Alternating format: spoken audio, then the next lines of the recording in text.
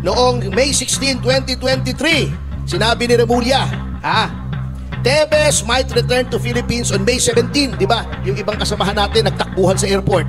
Ito 16 May 2023, may nakita ba tayong Tevez na dumating noong May 17, 2023? September 15, 2023, nung napahiya sila na hindi nakabalik si Tevez, sinabi naman, Tevez pinoprotektahan ng mga warlords. Wala namang warlords. Sinabi ko kay Boying, sinong warlords pangalanan mo? Wala namang nasabi. Fake news number 3. I-fact check nyo ako. Naglabas,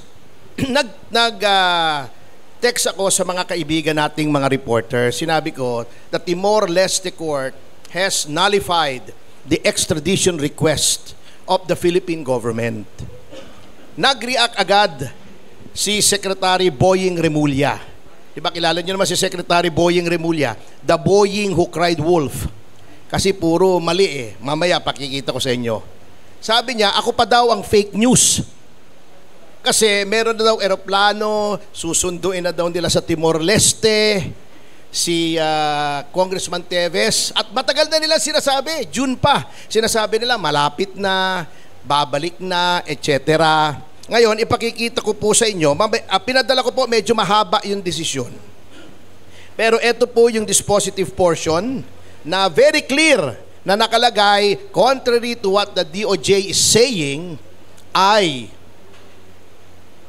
wala pong extradition na mangyayari sapagkat na-invalidate, napawalang bisa yung request ng Pilipinas na i-extradite si Congressman Tevez. Malinaw po yan. Ito po ang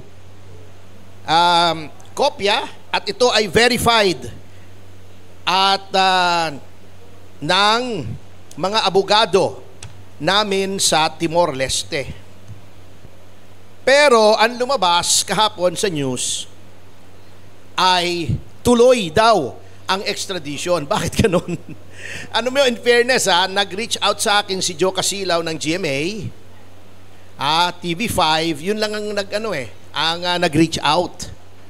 Samantalang ako yung nag-break, they should have reached out to me. Sana hindi na kuryente si Boying. Kasi itong lumabas tuloy ang extradition. Sabi ng DOJ, paano mo tutuloy? Sinong extradite mo? May eroplano daw naka-standby. Alam niyo po, ang DOJ po, eto ayoko namang, hindi sa personal o nang-iinsulto tayo, at tayong nasa media, mag-ingat po kayo kapag kayo ay tumatanggap ng news sa DOJ. Bakit? I will illustrate to you. Okay Eto, 4 days ago, naglabas, Tevez to return to Philippines very soon. Wala naman. Bakit magre-return? Ang extradition ay wala naman. Number 1, fake news ng DOJ.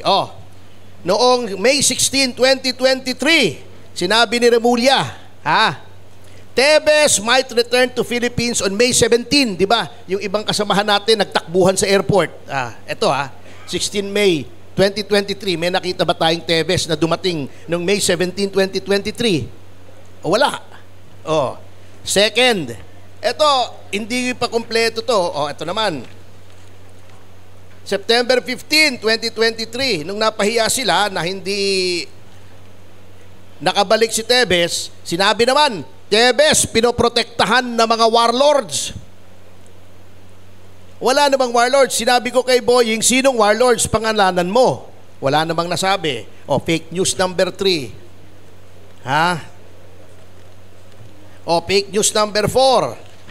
Arnie Tevez son bribed Timor-Leste police for father's special treatment. Pinakita ko sa iyo noon, baliktad.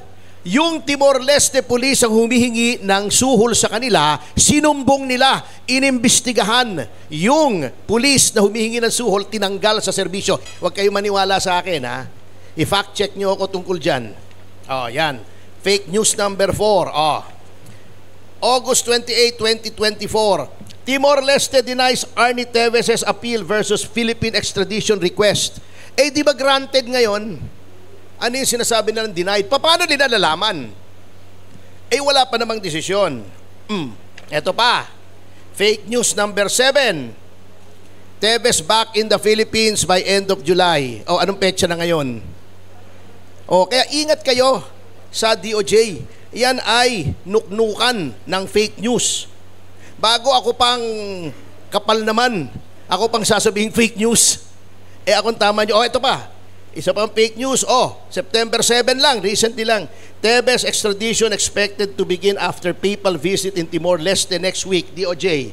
7 to. Umuwi si Pope from Timor-Leste. 11. Anong petsa na ngayon? Nasaan ang extradition?